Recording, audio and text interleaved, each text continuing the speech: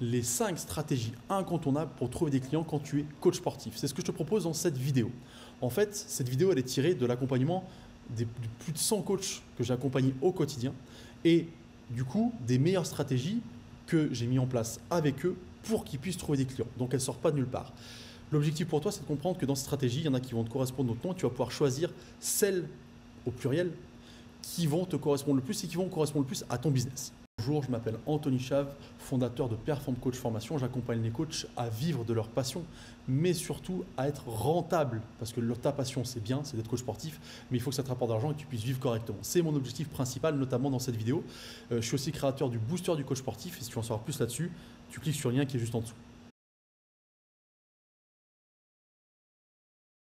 La première stratégie, c'est l'e-book plus le mailing. Attention, il faut que ce soit fait correctement. Donc même si tu fais déjà ça, je te conseille d'écouter la vidéo parce qu'il y a des points importants que tu n'as certainement pas mis en place. Un e-book, c'est quoi? C'est un document que tu vas créer de quelques pages où tu vas expliquer gratuitement le problème que tu résous. Et tu vas donner des exercices et des solutions pour ça. Si tu résous le mal de dos, tu vas donner des solutions pour éliminer le mal de dos. D'accord? Ensuite, les personnes qui vont télécharger ça, tu vas obtenir un mail, tu vas derrière envoyer du mailing pour être capable de transformer ces prospects, puisqu'ils sont intéressés par ce que tu fais, en clients. Les points importants que tu oublies souvent. Le premier, c'est que dans cet e-book-là, il doit absolument y avoir un contenu bien sûr, mais un moyen de te contacter directement et de prendre rendez-vous. Ça, tu ne le fais jamais. Deuxièmement, des témoignages. Ce que tu dis doit être prouvé et doit prouver que ça fonctionne. Encore une fois, ça reste un document écrit où les gens vont regarder plus ou moins et vont se dire « Tiens, est-ce que ça marche vraiment? Je ne sais pas. » Plus il y aura de témoignages, plus ils vont être amenés à passer à l'action, donc à voir que ça marche, donc être susceptible de prendre rendez-vous avec toi derrière. Ce sont les 2 points que tu oublies le plus souvent et qui sont pour moi les plus importants. Et sur le mailing derrière, je te conseille soit de faire une newsletter, c'est-à-dire hebdomadaire, quotidienne, peu importe dans le rythme que tu peux mettre en place, pour avoir un contenu qu'ils vont retrouver, ou 4-5 mails et se passer 2 jours, où là par contre, il faut être capable d'écrire des vrais mails de vente pour faire passer à l'action tant qu'ils sont chauds au téléchargement de l'e-book.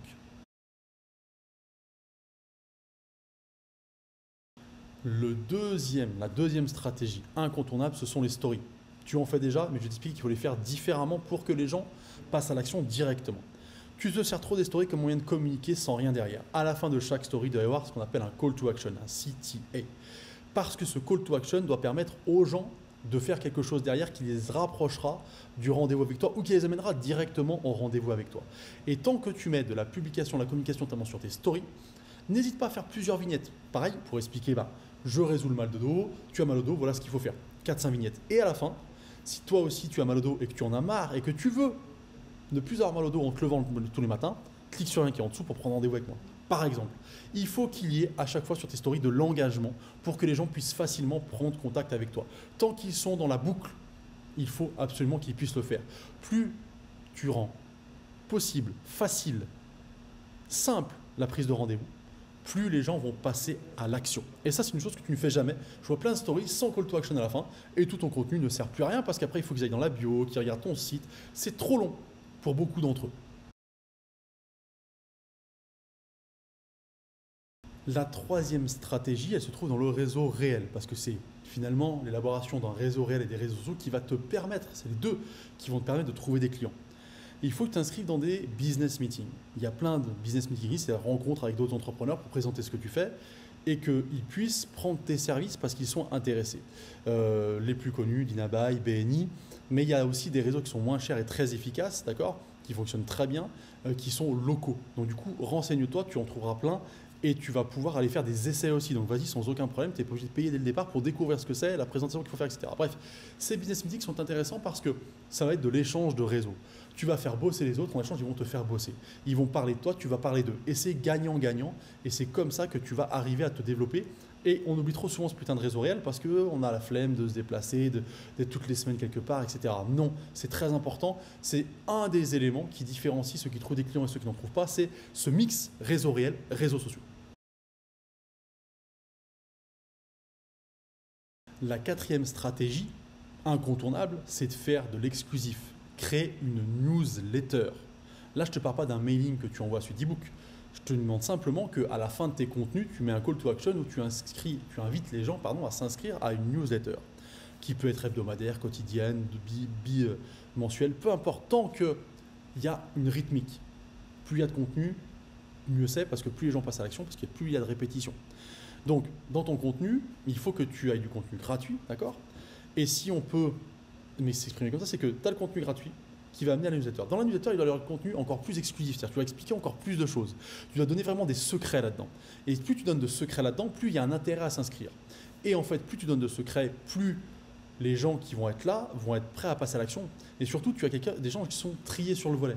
Pourquoi? Parce que les gens qui se sont inscrits, on ne les a pas inscrits de force. Ils sont inscrits parce que les sujets qu'ils ont vus avant en amont les intéressent. Donc tu sais que c'est vraiment des prospects qualifiés que tu as là-dedans. Maintenant, il faut les faire passer à l'action. Et la newsletter est très bien pour ça parce que finalement, tu vas leur expliquer clairement ce que tu fais au quotidien. Et du coup, à force de répétition, les gens intéressés vont finir par passer à l'action. Il y a des mécaniques spécifiques à mettre en place. D'ailleurs, je t'invite à regarder juste en dessous le lien. Je t'ai parlé au début de la vidéo du booster du coach sportif. C'est une newsletter où je t'invite à t'inscrire parce que du coup, elle est une newsletter qui est payante. Et oui, parce que en fait, chaque semaine, tu vas recevoir un support écrit, une vidéo et un format audio d'un sujet traité de bout en bout avec toutes les connaissances nécessaires que tu as besoin pour mettre ça en place de manière précise et concise. Ça répond à toutes les questions que tu te poses dans ton business de coach sportif et tu as même un groupe WhatsApp pour poser les questions qui sont individuelles auxquelles je n'aurais pas répondu dans ce booster-là. Bref, le lien est juste en dessous. Et du coup, la newsletter va te permettre finalement de trouver des clients en faisant de l'exclusif. Et surtout, de savoir qui regarde quoi, parce que dans les logiciels qui te permettent d'avoir les newsletters, tu as des statistiques, tu sais qui fait quoi, et donc d'aller chercher potentiellement ces gens-là. Et ça, j'allais dire que c'est plus qu'intéressant, parce que du coup, ça te permet de savoir que ce que tu fais fonctionne. Donc la motivation est présente.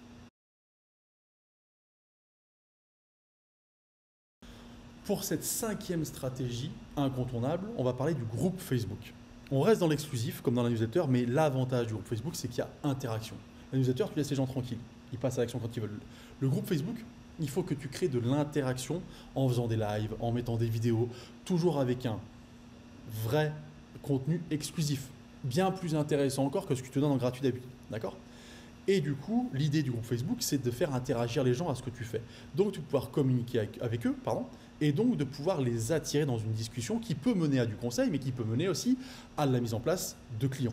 Et c'est ça qui est intéressant avec le groupe Facebook, c'est que finalement, tu vas mettre en place une communauté réelle. Et là, c'est important parce qu'une communauté, elle est engagée. Une communauté, elle est plus facilement prête à passer à l'action. Sur le groupe Facebook, tu vas pouvoir mettre des témoignages, tu vas pouvoir parler de ce que tu fais plus facilement. Et tu verras encore une fois qui interagit, qui regarde, qui parle comment. Et c'est là où la magie du groupe Facebook opère. Donc, c'est une stratégie gagnante vraiment pour trouver des clients.